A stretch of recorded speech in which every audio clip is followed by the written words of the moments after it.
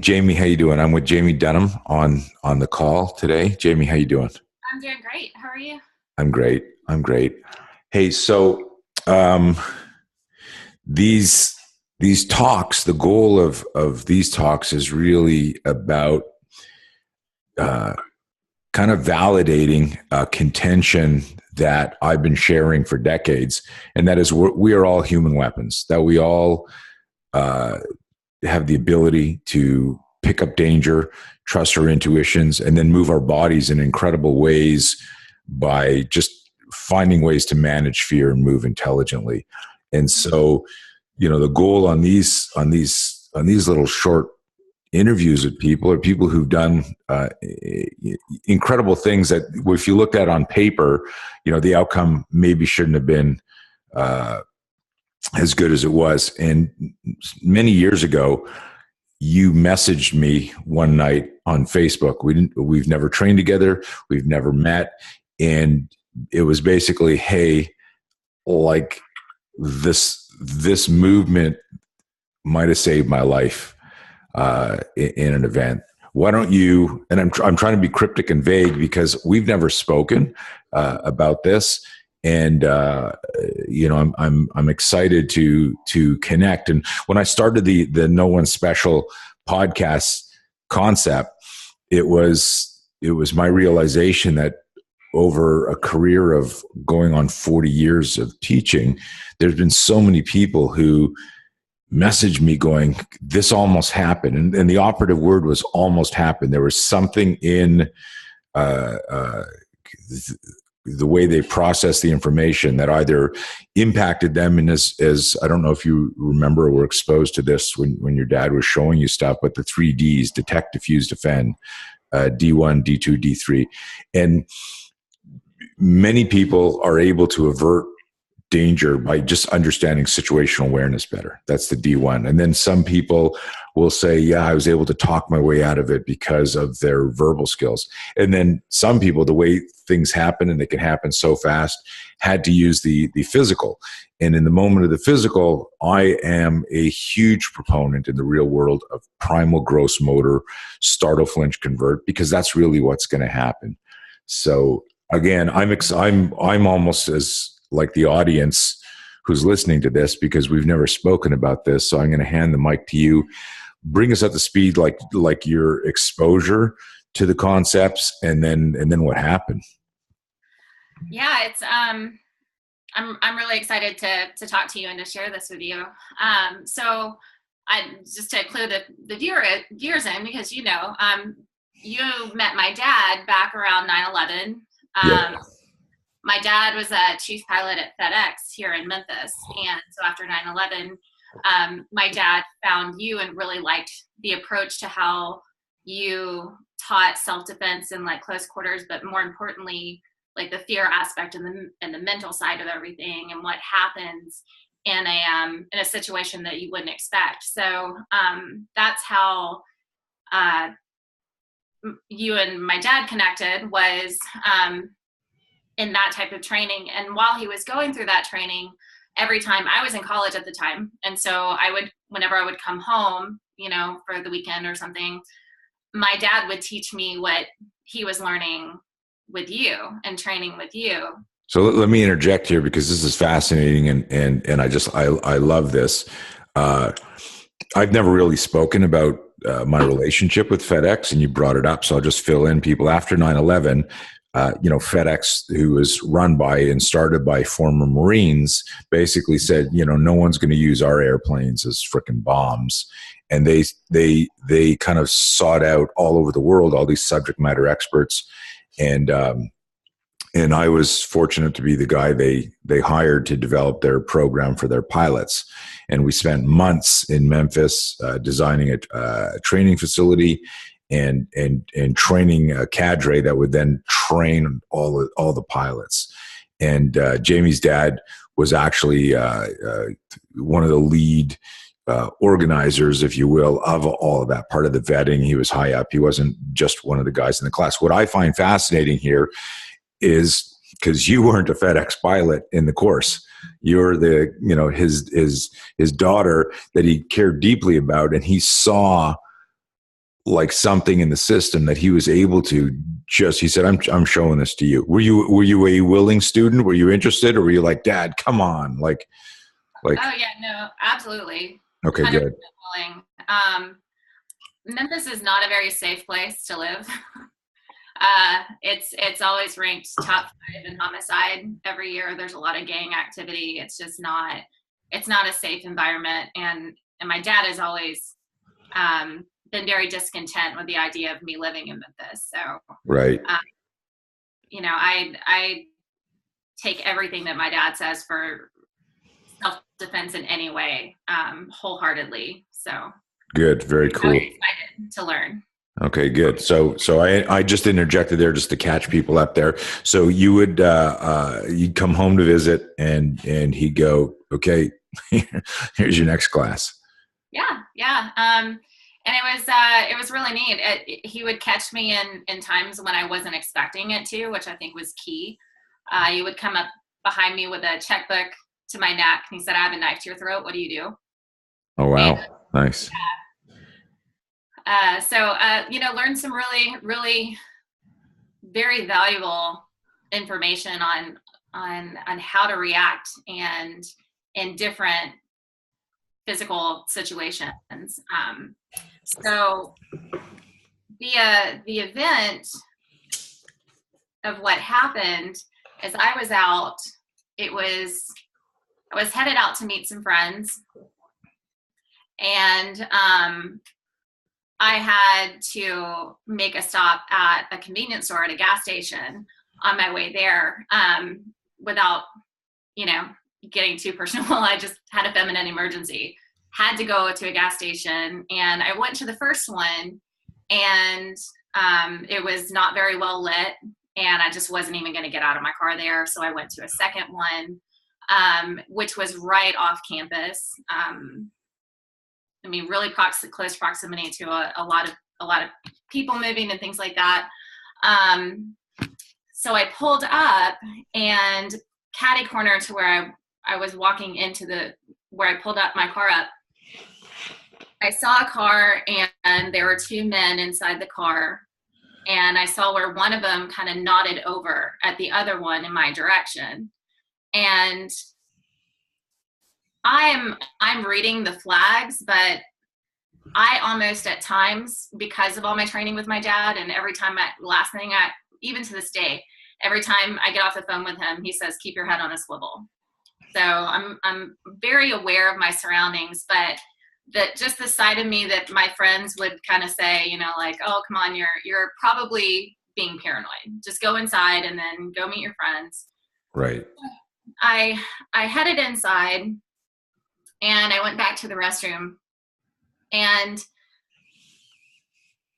thank God it was a single unit restroom with a deadbolt on it. It wasn't just, you know, multiple bathroom. So I go back in there, and I hear the ding of the door, and I hear one of the guys come to the back, and he's forcefully trying to open the door. And I can hear his voice, and I can hear that, you know, is what he's trying to do. And I just camp out in there for like solid half hour. And I heard him, but before that, like I heard him leave after about 10 minutes. I heard the door again, and I heard him leave, and I still stayed in there for like another 20 minutes. I cautiously walk back out into the store, and I look outside, and the car is gone. But I still pull out my mace, and I switched it over. And as I'm walking out the door, I saw that the car had just moved, and it was now underneath the gas pump.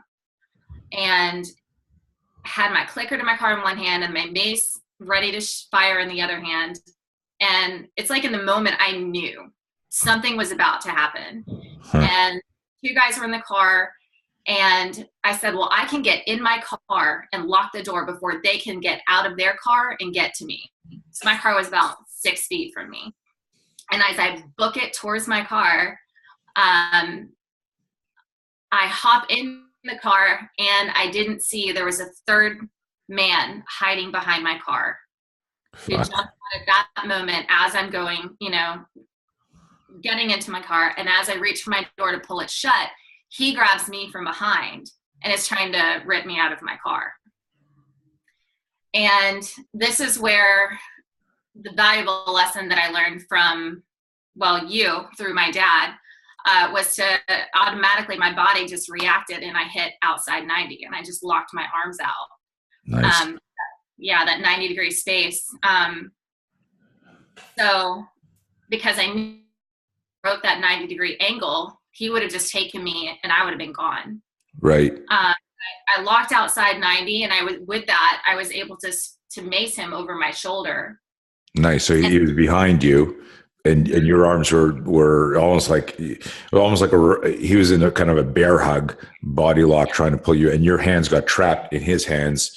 You forced out, and you fired the mace over your shoulder into his face. Yep. Fucking awesome, like a movie scene. And through all the wrestling of it, of course, I ended up macing myself in my eyes as well. But it was enough for him to let go. And then he just reached in my car and grabbed my bag and left. And the second that I could, I slammed my door shut, locked the door. Luckily, my keys went everywhere. My car key was on my floor mat. And I just cranked it and got the hell out of there. So, and I drove with mace in my eyes to a fraternity house where I was meeting some friends. And it was a pretty scary situation. But the craziest, eeriest part about it is that, so in Memphis, they have what's called gang initiation season. And you just kind of hear about when this happens, through word of mouth. Right. And that very night, that exact same night, 2 other young girls fitting my description were raped and murdered, and their bodies were dumped in a graveyard. Fuck. Yeah. That's sobering. Yeah. Wow. I remember your dad calling me and telling me that. And I got your message in Facebook. Back then you didn't have a cell phone. I did. And I feel like that was probably the one element I was really surprised I didn't utilize when I was in the restroom. Right. And I guess I was just thinking, well, I'm sure he's gone. I heard him leave. Right. I don't want to call the police to a situation if nobody's there. And I just waited it out 20 more minutes, but. Yeah. So for people listening, and remember, how long ago was this approximately? Oh, 12 years ago. Yeah. Right. And you were how old at the time? I was approximately. Quick math. Yeah. But 20. I was probably 20. You're young in college and 24, 25. Yeah, something like that. Yeah. So for people listening, 2 things. There's a part of when people don't, in hindsight, we always go, why didn't you do this? Why didn't you do that? You might even be doing that to yourself. Just like with the phone, why didn't I phone anybody? You're in there. Why not call 10 football players from the college and go, hey, come here and get me out of this, and there is no answer. There's no judgment. At the end of the day, you handled this, and that's the most important thing. It was close. It was scary, but you learned something about yourself, that you are a fighter and that you've got these skills. And that's really important. What's equally important, of course, is the after action report. What could I have done better? What didn't I loved how you decided not to go to the first, convenience store. You went, this is way too sketchy. I'm not even going to get out of the car. That's what we call in our current seminars, the choose safety model. But there's no downside to choosing safety. The second one, you went in and like you shared, hey, this is like a female thing, and you're going and you're trained, and your brain, the cognitive dissonance part of your brain says, I can do this. I can handle that. It's interesting that if you had a cell phone with you that you didn't, call anybody. And part of that is this cognitive dissonance that all of us suffer from, including myself, is like, I'm going to be okay. This is fine. And we don't make that extra step of, hey, come here. It's probably nothing. I think they're gone. Like if your brain is already thinking that, then you don't necessarily escalate. I try to teach, my kids and people, like there is zero downside moving forward to ever choosing safety. Even if it's calling the gas station, right? Right. The hey, I'm locked in the bathroom. Can you come in and help me, out of here, so that somebody comes around, or whatever, calling the cops. So, crazy story. And the thing that I want you to think about, and I know you've probably thought about this a lot, but also people listening, is this idea of, you're a small woman. You're not, like some 6'7" Arnold Schwarzenegger build, and when we look at real violence and how it happens and how the setup is, the people, moving the car and setting up a third attacker, and there's this schematic that they see. You'll look here, you'll draw your eyes here, you'll move here, they won't see this person. But what nobody expects, and this is the big thing that we always tell people, what nobody expects is the resistance on the part of the intended victim. They expect it. And this is the biggest thing. And again, for decades, I tell people, do you know what the element of surprise is? It's a big, question we have in our seminar. Who knows what the element of surprise is? And someone will always guess because they're in a physical self-defense class. They'll say something like a non-telegraphic motion, like a surprise counterattack. And they're looking for some sort of mathematical answer, like 1 × 1 = 1, right? They're looking for, so what is the element of surprise, folks? And I'll let the class, Socratically throw some stuff out. No one ever gets this live in the class. And I go, those are all good answers, and those are all true. Like, you want to be non-telegraphic. You want to use an improvised weapon. You want to have an escape route. But the true element of surprise is the fact that you're going to fucking fight. Because nobody attacks somebody thinking, like, if that guy went, oh, I'm going to grab her from behind and she's going to go outside 90 and use some sort of primal geometric wedge that's going to prevent me from pulling in, and then she'll spray me in the eyes with mace, and then I'll if he knew all that was going to happen, he'd have either picked somebody else. Unfortunately, there were 2 other victims that night, or he'd have changed his attack. And that's the biggest lesson whenever I do these kind of debriefs and analysis. It's never either oh, that's a good move, we should practice that, or a judgment on technique. People regularly say, hey, I had this confrontation and I want to ask you how I did. And I'll go, you did great. And they go, but I didn't even tell you what happened. I go, the fact that you're standing here telling me that something almost happened to you tells me you did great. What can you learn from it? What can you do better? And that's really the message. Yeah. From your perspective, you've obviously had so many years to think about this and talk about it. How many people have you shared the story with in hopes of this is the lesson learned, and if so, what are you sharing to family or girlfriends or friends? Yeah, I felt like right after it happened, I would tell anyone who would listen. Right. Especially in my community of friends. At the time I was dancing. I was an NBA dancer. So I was around women who were just like me, looked just like me, and living in the same city as I was. And, told every single one of them, to make sure you always have mace on you and to always be aware of your surroundings and to trust your gut. And like my dad says, keep your head on a swivel. I mean,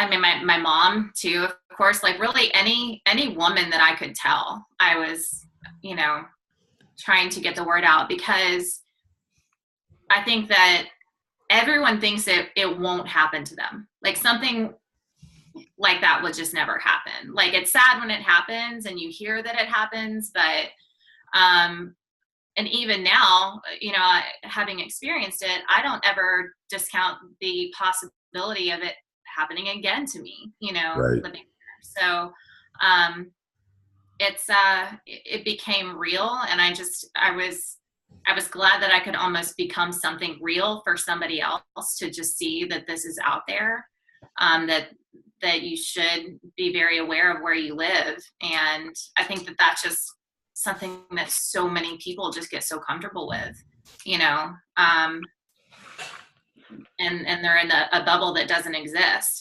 So. Right. No, that's a huge point. And we never, you know, in talking about that, and you know, we use the word responsibility, and we always put a hyphen between the word response and ability. What is your ability to respond, right? And your personal safety is your responsibility. And you know, in that moment, you know, it's fascinating because you had the presence of mind to get your mace out and get, you know, turn it on, like, you know, activate it. You would have had to fight differently had that, you know, not happened. You were able to convert the flinch and get to that outside 90 frame, which is pound for pound the strongest position anyone can be in.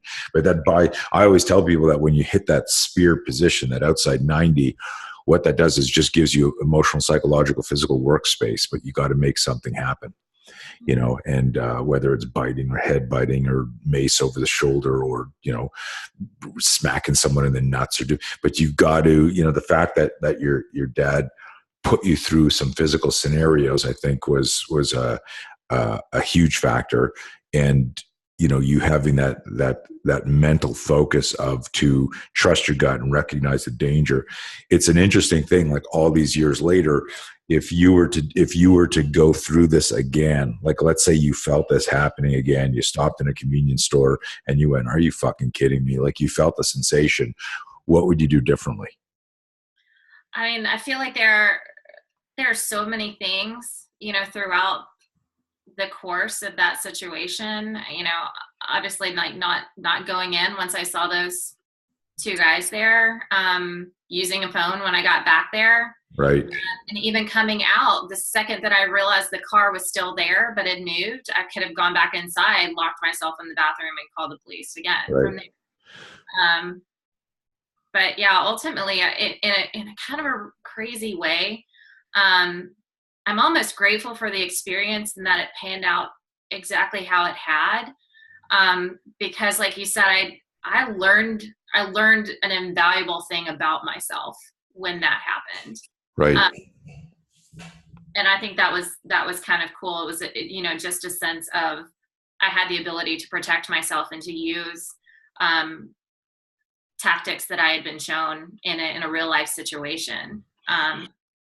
It's kind of a cool feeling just to know I was able to. There's a ton of research on victims of violence who fight back versus others who don't.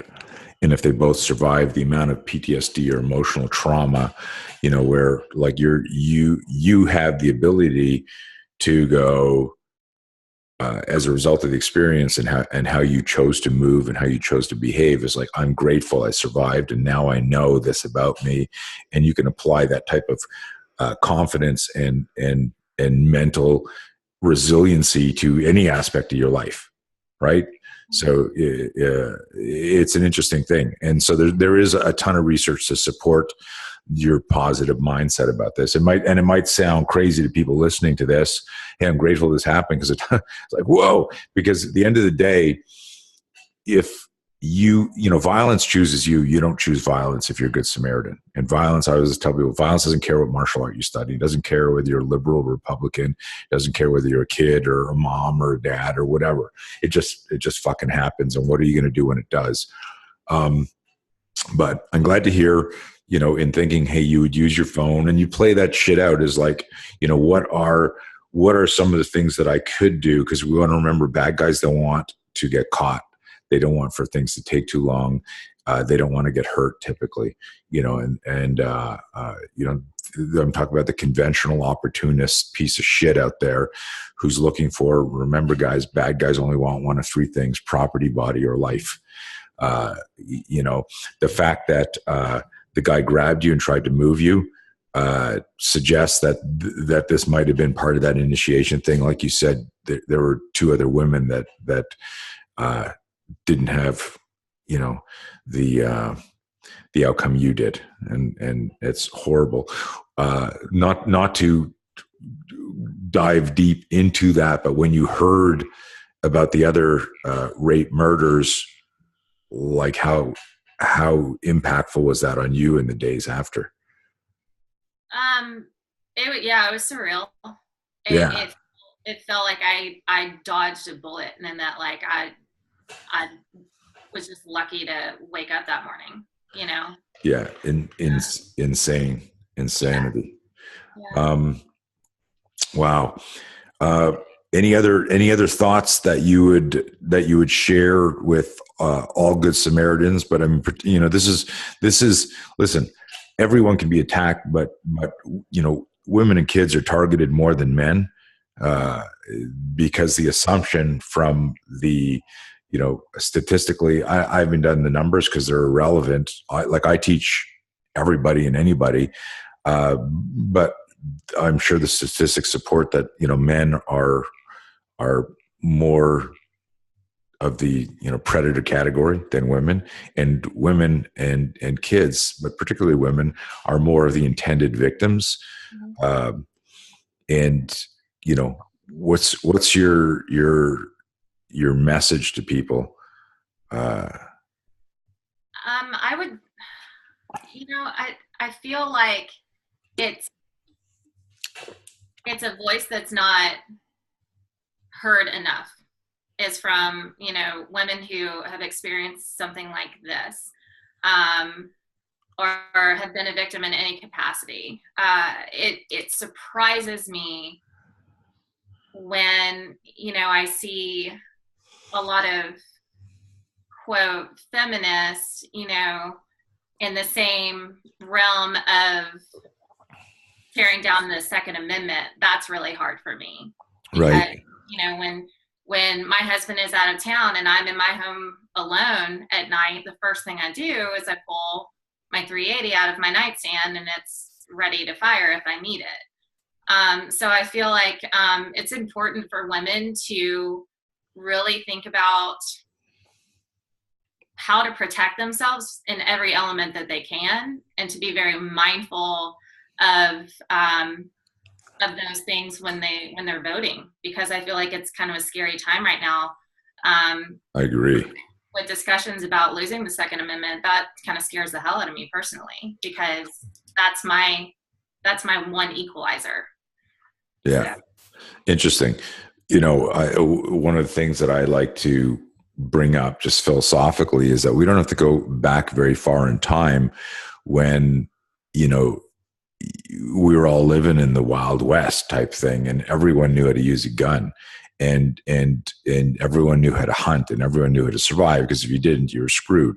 And we've slowly, as a civilization, become domesticated, right? As cities got bigger and then walls got built, and then we said, okay, well, we'll put guards up here. And, the argument, and I was just thinking about this morning, is like the bad guys will always have access to weapons, right? And it's a tricky thing, the balance between somebody losing their fucking mind, who also, before they lost their mind, legally got access to a weapon, and now it's in their possession. Like, that's a whole other conversation. But, the frustrating thing is the law-abiding citizen, the good Samaritan, the good person who just goes, you know what, if I need a weapon, I have it. I'm trained, just like you said, your husband's out of town and you live in an area where, I don't know if you knew this. We finally just really talked about it on a podcast recently, but 8 years ago, my wife and family were victims of a home invasion at gunpoint, just as I had left the house. And, it's, it's almost in the same way that you said you're grateful. I don't ever go, well, that was, thank God that happened. But my wife describes it as the best home invasion you could have. There was no violence other than the violence of the act, that the cops came soon. The bad guys fled. They were all caught. It was scary. They didn't, at the time, they were making no attempt to conceal their identity. Which is always a bad sign. At gunpoint, in kidnapping, they were moving them around the house, putting them right. So this could have been the most horrific event ever. And it's a wake up call to go like, man, we lived in a nice neighborhood, where everyone went, we don't lock our doors. Nothing ever happens here. Right. And we did, we had moved to Virginia Beach, from Canada, and we always locked our doors, right? And that wasn't how they got in, but that's a whole other story. And if people want to learn more about that, they can pull up our podcast where my wife was completely interviewed on this. But it was, when the dust settles and you step back, you go, well, what did we learn? And the biggest thing that we learned is that and I wasn't there for it, was that my family, with no specific scenario-based training for home invasion, was able to move together and think together strategically and tactically and remain calm, just through osmosis of in the same way what your dad did, imposed a way to think, a resilience and a mindset and a mental toughness, because it wasn't a specific technique that saved you. You had never done the defense against the bear hug from behind with the OC in your hand, with a mace in your hand. It's like you hadn't done that, kung fu kata, right? You just adapted and improvised and made it happen. So, in circling back to, your message here about the Second Amendment, about personal safety, it's especially women because they're targeted more, but all people need to, be responsible for their safety. And I always tell people, your ability to protect yourself or a loved one is inarguably the most important skill you could have. Everything materialistic, everything business, everything, fun, you would give up all of that shit to live another day, to make sure your husband or your wife or your family were safe. And if it was like, I always make a joke, keep your car collection, your guitar collection, your money in your bank, but you're going to lose the most important person in your life. Right? It's like a no-brainer, right? If you're not insane, it's like a no-brainer, because if you didn't steal what you have, then you can rebuild it, but you can't get back the relationships. You can't get back humans. So it's a scary thing, and I agree with you. It's a scary time. Probably so much so because of social media, that there are people that argue, Jamie, like today's this, now it's a safer time than blah, blah, blah. And I think their statistics are skewed because of how amazing, medical technology is and stuff like now. Like, if we had the amount of violence that we have now, but we didn't have the genius and the training that doctors have now, that mortality rates would be completely different. And we don't factor that in, when we go, something happens and everybody lives, where, maybe 50 years ago, all those people would have died. Yeah. So that's probably a whole other podcast with somebody smarter than me on that shit. But, Jamie, it was so cool of you to share this story with you, and for you to share the story. I just lost my mind for a second. And it's so amazing that your dad, in his, just his passion for you and your safety, made you do that, and that you're a willing student. It's funny. There's a lot of parents that can't teach their kids stuff just because there's that dynamic. And then there's a lot of people who, have that apathetic, I live in a bubble mindset. This will never happen to me, and would find ways to not even do the training. And it's amazing that you did it, and you needed to use it, and you were able to use it. Yeah. Is there something you would suggest? I wish it was more available, this type of knowledge for regular people. And even when people ask me, where can I go to learn self-defense, and I mean, I have friends who own an MMA gym, and even still, it's not real life situation stuff like what you Right.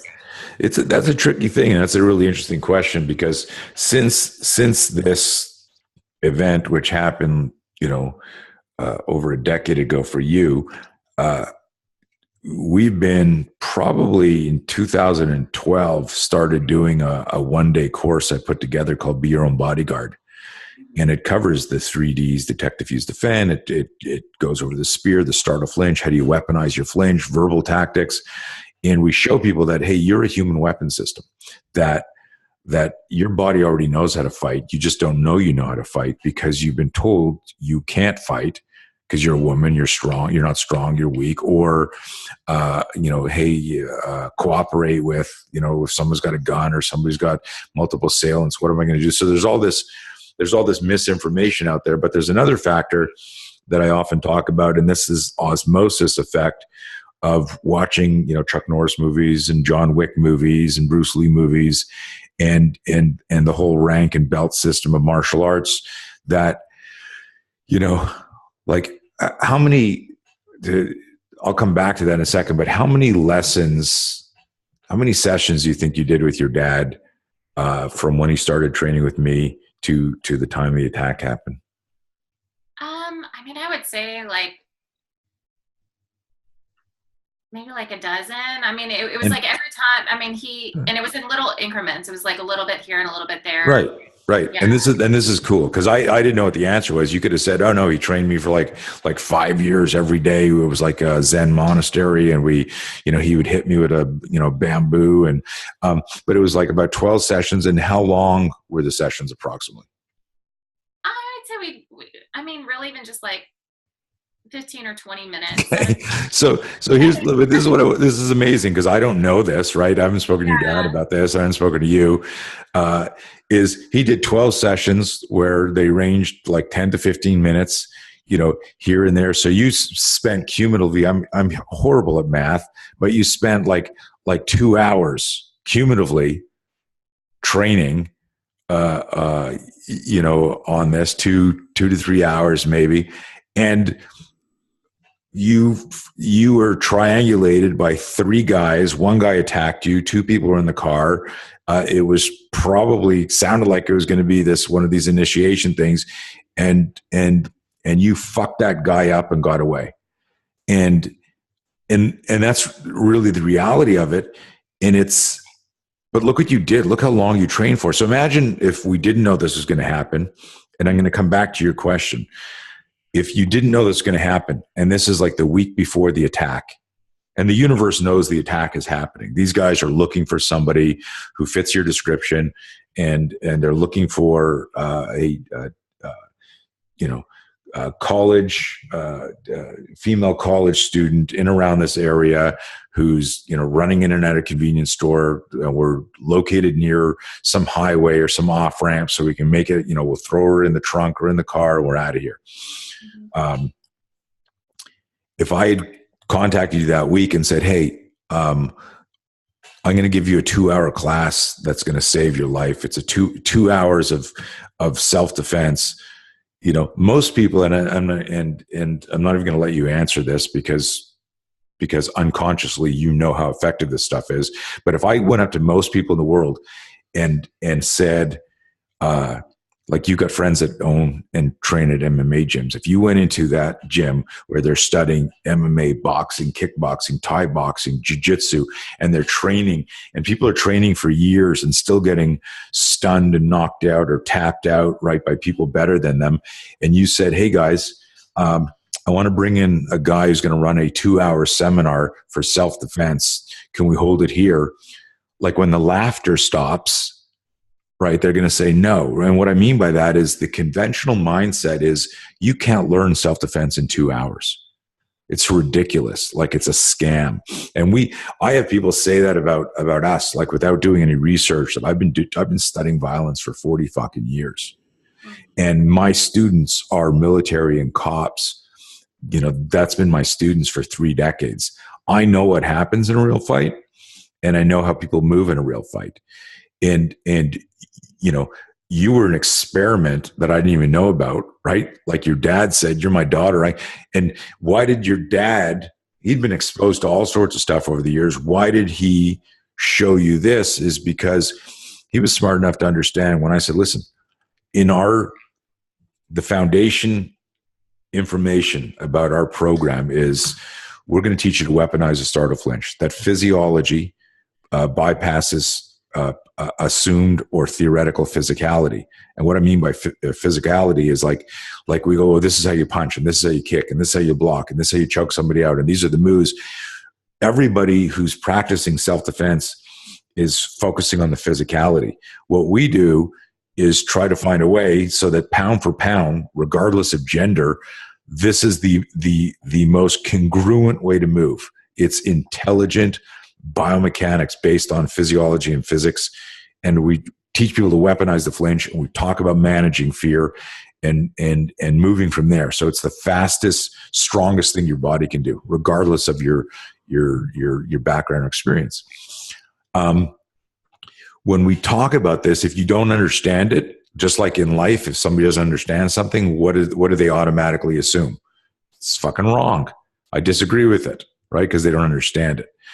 I tell people, hey, you spend 6 hours with us and we'll make you infinitely more safe, because we're going to do D1, D2, D3. And the most important area is self-awareness and situational awareness.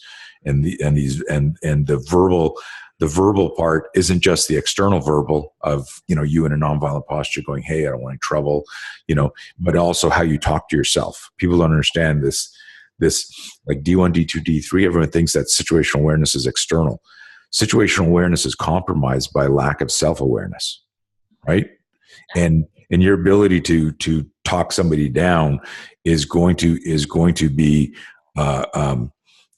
intrinsically connected to your ability to self-coach yourself. Oh, fuck, get your mace out. Get your keys in your hand. You can make it. That was a conversation you had in your head where you might not even realize it till I'm saying it, that you were actually like if you had an earpiece and there was a coach or somebody at command center telling you what to do, right? And now you'll do it different and better. God forbid it happens again. And even the physical stuff, you knew it was going to work because you had your dad, who's a big man, grab you from behind and do some stuff, and you went, like, hey, finger splayed outside 90 is the strongest geometric frame that I can hit as a small female or as a football player. It's still the same. It's the same frame. So coming back to, and give you everyone a mini seminar there. But what people ask, what should I do? What should I do? The general populace doesn't believe that they can learn to defend themselves in a day. There should be every one of my seminars should be sold out. But at some point, somebody goes and they might ask a friend of theirs who's done some martial arts, hey, there's this 1-day self-defense course. What do you think? Should I do it? And their answer, and it's not malicious, is you can't learn to defend yourself in a day. That's bullshit. And what they're really saying is you can't learn martial arts in a day. You can't learn to box in a day. You can't learn MMA in a day. You can't learn jiu-jitsu in a day. But they're not saying that because they've lumped everything into the same friggin' box. Right. And I always make this metaphor, this joke, like, hey, you can learn how to use a shotgun, in less than an hour. How to load it, how to point it, how to fire it, how to use it in your home. Someone can walk in and go, don't stand here, don't shoot through this wall, shoot through this door. These are things you want to say. And in an hour, and I'm not saying an hour is the time you should spend, but in an hour you could do it. But guess what? You're not a SWAT team. You can't do what people who practice, CQB do. You just for home defense, but you're infinitely safer if you understand how to handle it safely. Same thing with a fire extinguisher. Get a fire extinguisher, you have the skill and ability to maybe save your property, save your life, save your family's life. It doesn't make you a fireman. You haven't gone through that training. And so what I figured out how to do over decades of studying stuff is to teach self-defense like teaching CPR or first aid. What are the essential skills that you need to pick up the danger, to remove yourself from it. And if push comes to shove, how to be your own bodyguard, how to create space, how to stymie the attack, knowing bad guys want one of three things: property, body, or life. And if that type of attacker who's going after property, body, or life, it faces serious resistance, not technical resistance, like the resistance that you offered, they don't want to get caught. They don't want things to take too long. They don't want to get hurt.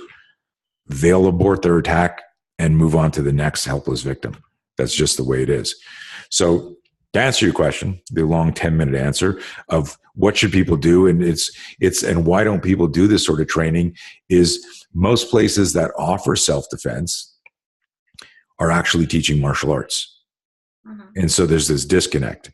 And then if you ask somebody, can you learn in a day, not to beat a dead horse, the answer to somebody who's still training. So if you've been doing jiu-jitsu for 4 years and you get choked out every Saturday morning, and you say, hey, I'm thinking of doing this one-day self-defense class, that person will go, that's ridiculous. I still lose, right? Because they're confusing flag football with tackle football. Yeah. Right. And they're confusing tackle football with rugby. Right. And it's like, it looks the same. You're running and you're catching a ball, and there are elements that are crossover, but they're different. Yeah. Oh, and the whole mental side of it too is what, like you were saying, in a lot of martial arts, even though it is very much like jiu-jitsu, it's like a chess game. You're right. Thinking how many steps ahead and all this too, and it's a thinking game, but it's not what you're saying. It's not that real life scenario, being aware of your surroundings and how you respond to the fear that's real fear inside of you, not just rolling on a mat. So yeah, absolutely. Yeah, no, listen, you're again, everyone listening to this call, I hadn't spoken to Jamie about this other than a dozen years ago, a quick message in Facebook, and then her dad having called me. I didn't know it was like 2 hours of training spread out, over a year or whatever it was, you coming back from college. And it's just an amazing, I got goosebumps thinking about it. And I've got, other women, other people who, when you look at the circumstances and you look at the playing field and what the goal and the outcome of the predator was, and then you making shit happen, like on paper, like the outcome shouldn't have been the same. But this proves the point. And everyone, like, I'm not trying to sell a course here. I'm trying to explain that it was the psychology of just that indignation. That's the biggest thing that we teach in this class. This indignation is an anger that is born out of a how dare you mindset. And I guarantee that when this fucker was grabbing you from behind and you fucking hit that frame and had the OC there or the mace over your shoulder, that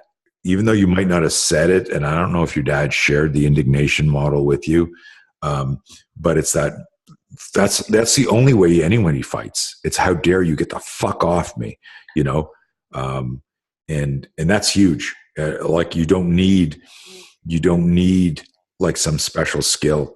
In 1986, I wrote an article for Inside Karate magazine, and I was talking about all of this. And I said, listen, there are more people who defend themselves every day using sheer will and indignation.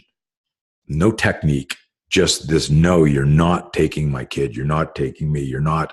And they just move. And this comes back to, we are all human weapon systems. We all know this. We've got to recognize that we've just been domesticated. But this is in us. It's not, you're not, what you did wasn't like some new skill set. It was, you just moving and just wanting to survive. And that's the most amazing thing about it.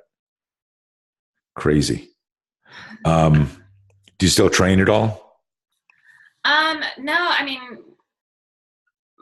I don't get to see my dad as often as I used to. We don't live as close. Right. But yeah, I mean, I just super grateful for the little piece that I had that was there when I needed it. And it's all fascinating to me. And so I was really glad that you reached out, because I've, been listening in on some of your former or your past podcasts, and just some really interesting information. And I'm, just interested in the fear, like the psychological Right. side of the fear and the response. And, it's interesting that, it is something that people inherently have inside them, and then that they just lose touch of. My husband, for example, the one thing I think even subconsciously that attracted me to him when I first met him, he was talking about the day that he found out that he had cancer, and he was Oh, wow. 27. And when that happened, the doctors, the surgeon brought him in to tell him, the results of his biopsy, and sent him next door to the oncologist. And they then laid out, okay, well, this is our plan for you. And it was around the holidays.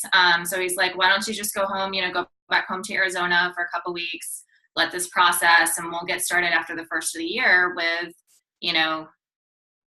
chemo and this, that, and the other. And Eric essentially was like, well, no, I'm not going to do that. And I'm not going to go home and just let this sink in. Like, I'm going to start getting better today. Like, in the moment of finding out that he had cancer. And he said, you said that you're off today, right? You just came in here for me.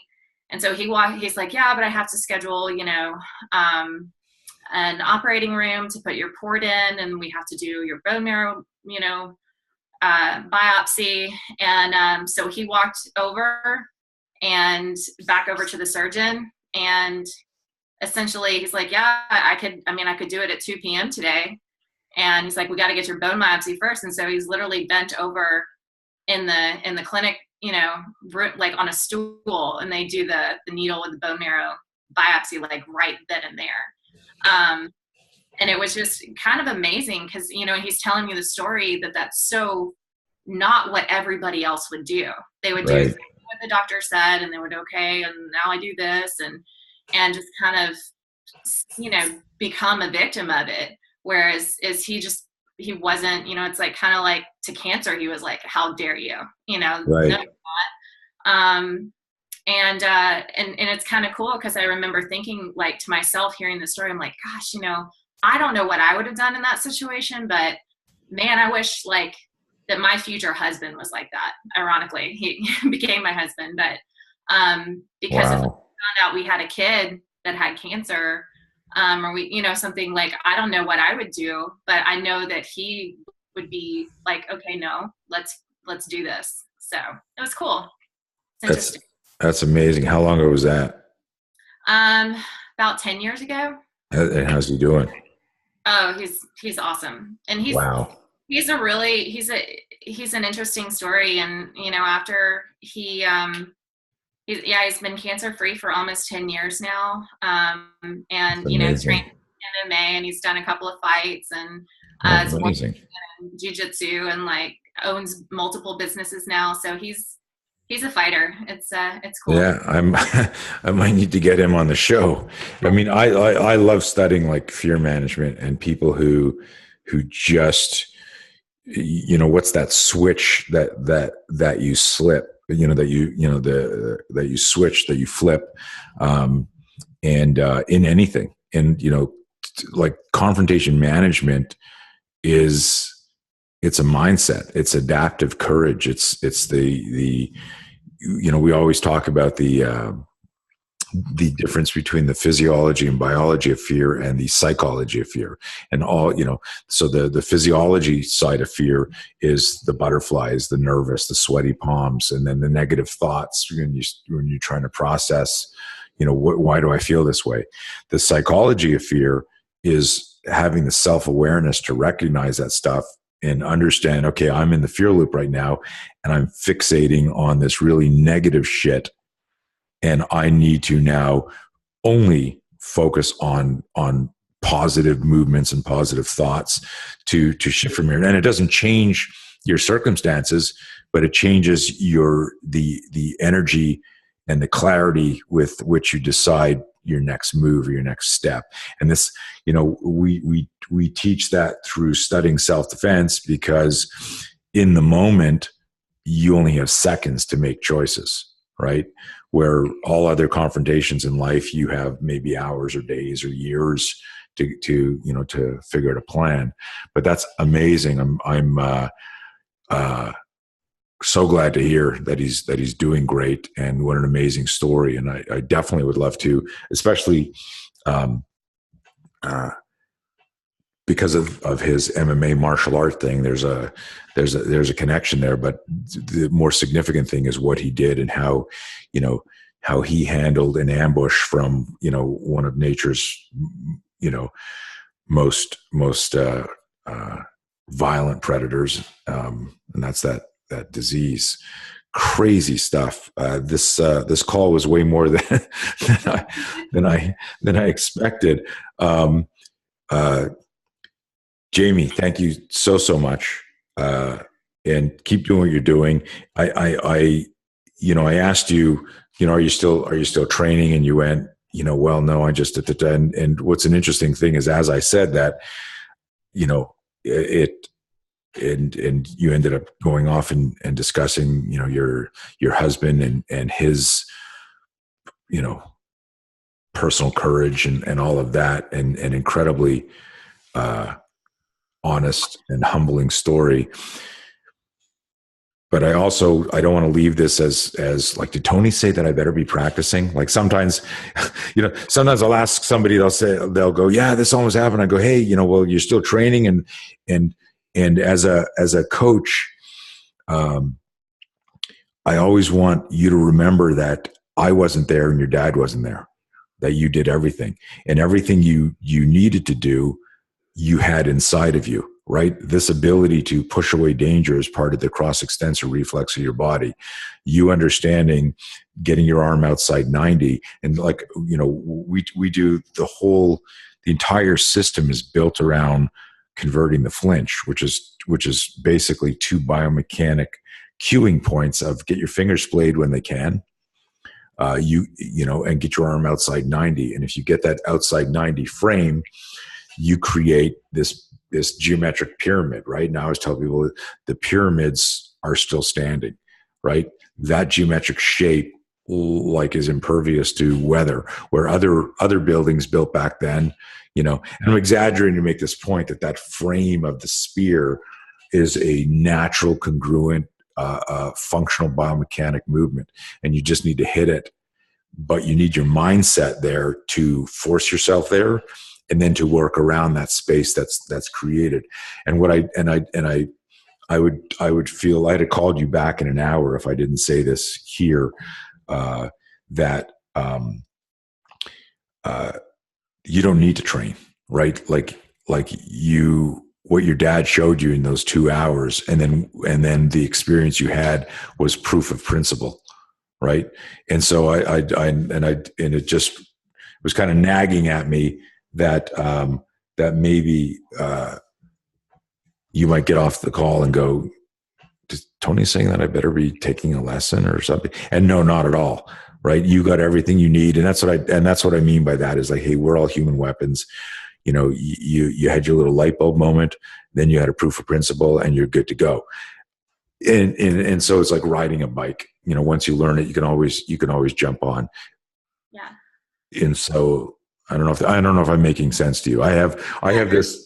Because I've had that exact thought about it. It's almost, and I said that I was almost glad that the situation happened the way it did, because I've learned about myself.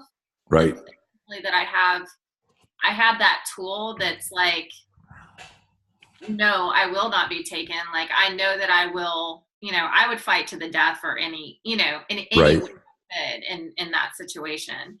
But just to kind of know that, and I have thoughts, obviously with like the school shooting, and I'm a teacher, and I part-time in a private high school here, and and then they start talking about like arming the teachers and this, that, or the other, and I can't speak for, and I never speak for anybody if they're not comfortable carrying a gun. In fact, I don't love the idea of guns being on campus, but if it were set in a safe position and it was the legal thing to do, I'm fully confident in myself being able to protect my students. Right. Just not even like through, I'm very comfortable with, with the training that I've had in handling my personal weapon, but even without a gun, like even with any other thing around me, I know that in that situation, I wouldn't be one of the ones running out the window first,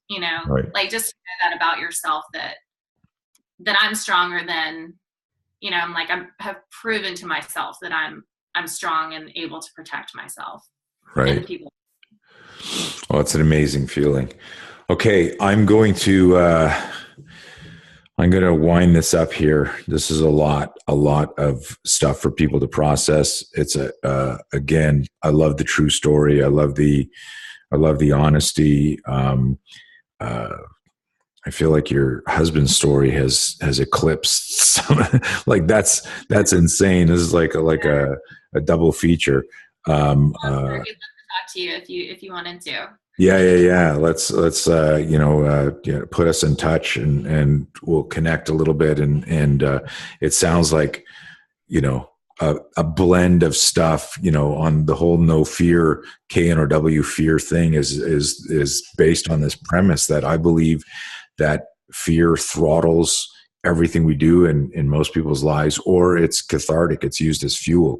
And the distinction between whether you self-actualize, whether your potential, whatever greatness that you bring to whatever, scenario, situation, is actually tapped, has to do with how you look at fear. That when we peel every question down, the why we did this or didn't do that, we peel that onion down, it was our relationship with fear at the end of it. And so, it's either this